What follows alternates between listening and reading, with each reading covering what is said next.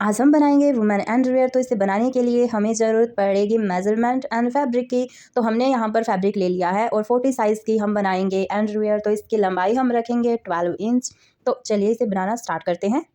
तो हमारा hip size है 40। तो इसे बनाने के लिए हमें 40 को 4 से डिवाइड करेंगे तो हमारे पास आएगा 10 इंच। हमें इसकी चौड़ाई लेनी है 10 इंच। देन हम 1 इंच यहाँ पर ऐसे एक्स्ट्रा रखेंगे ताकि ये हमारा रबड़ के लिए एक्स्ट्रा रहे।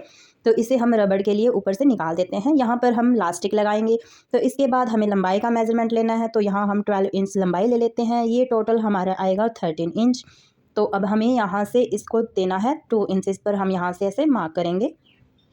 तो हमने यहाँ पर ऐसे मार्किंग कर ली है और यहाँ पर हम इसको ऐसे मिला देंगे। देन यहाँ से हमें लेना है 3 इंचज़। हम यहाँ से लेंगे। ध्यान रहे ये आपको ना ऊपर की 1 इंचज़ की मार्किंग को छोड़कर और वहीं से आपको लेना है। यहाँ से हम ½ इंच एक्स्ट्रा ले लेते हैं क्योंकि ये हमारा मार्जिन में चला जाएगा।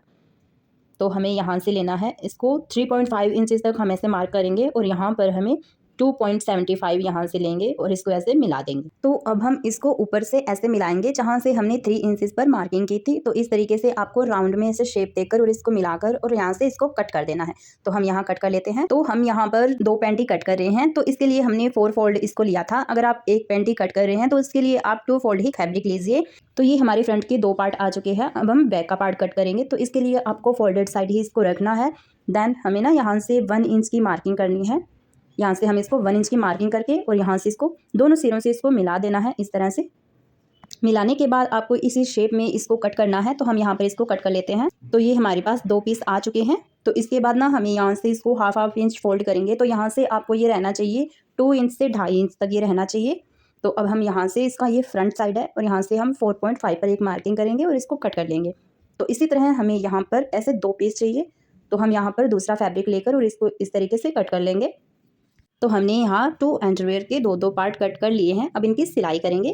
सिलाई करने के लिए सबसे पहले हम फ्रंट साइड लेंगे और इसको ना यहाँ पर जो हमने पार्ट कट किए थे उनको अटैच करना है। तो हम पहले जो पहला पार्ट है उसको इस तरीके से सीधा रखेंगे। देन उसके ऊपर ये पार्ट जो पैंटी का पार्ट है तो इसको भी हम ऐसे सीधा रखेंगे। उसके ऊपर जो हमारा सेकेंड पार्ट था उसको ऐसे उल्टा रखना है और यहाँ पर इसको स्टिच कर देना है।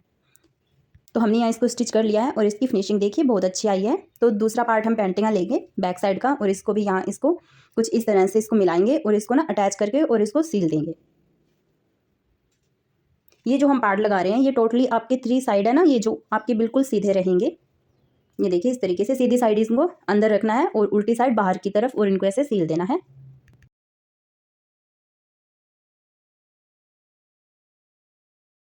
इनको सीलने के बाद जब आप इनको सीधा करेंगे तो इनकी फिनिशिंग कुछ इस तरह से बहुत ही अच्छी आएगी। ये देखिए। तो अब हम इनको साइड से जॉइंट करेंगे।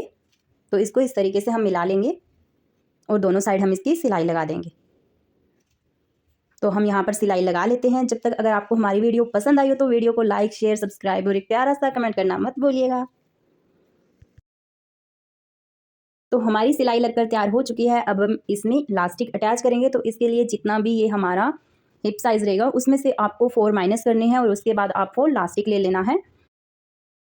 इसी तरह से हम यहाँ पर भी इसको ऐसे मेजर करेंगे और आपको यहाँ से 2 इंच तक माइनस करना है और यहाँ पर डबल फोल्डेड होना चाहिए आपका माइनस किया हुआ। तो इस तरीके से ये यहाँ पर रहेगा और इसको भी हम ऐसे जॉइंट करेंगे। तो हम सभी इलास्टिक को पहले ऐसे जॉइंट कर लेते हैं। पहले हम ऊपर का इलास्टिक जॉइंट करेंगे। तो यहाँ से हमें इस तरह से इसको रखना है और आपको कॉर्नर पर सिलाई लगानी है और आपको फैब्रिक को छोड़ना है समथिंग 0.25 तक आपको फैब्रिक छोड़ना है। उसके बाद आपको यहाँ से सिलाई लगानी है। तो हम यहाँ इसको सिलाई लगा लेते हैं।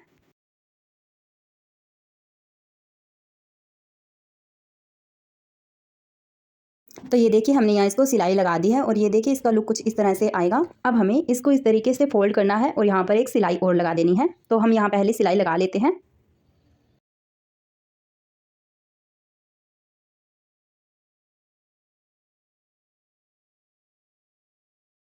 ये सिलाई लगाने के बाद आपको एक पैर का मार्जिन देते हुए एक सिलाई और लगानी है। तो हम यहाँ पर सिलाई लगा लेते हैं और सिलाई लगाने के बाद ये देखिए इसका लुक कुछ इस तरह से आएगा।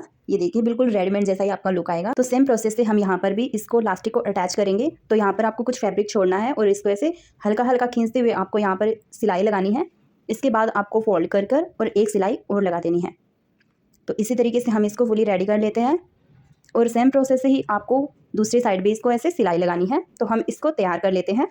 जब तक आपको वीडियो पसंद आ रही है तो आप वीडियो को लाइक शेयर सब्सक्राइब और एक प्यारा सा कमेंट करना मत भूलिएगा। तो ये हमारी पैंटी बनकर तैयार हो चुकी है। ये देखिए इसका लास्टिक भी बिल्कुल परफेक्ट तरीके से लगा है और ये पहनने के बाद बिल्कुल कंफर्टेबल रहेगी और ये बिल्कुल रेडीमेड जैसी आप इसको घर पर तैयार कर सकते हैं बहुत ही आसानी के साथ। तो अगर आपको वीडियो पसंद आई हो तो वीडियो को लाइक शेयर सब्सक्राइब और एक प्यारा सा कमेंट करना मत भूलिएगा। धन्यवाद।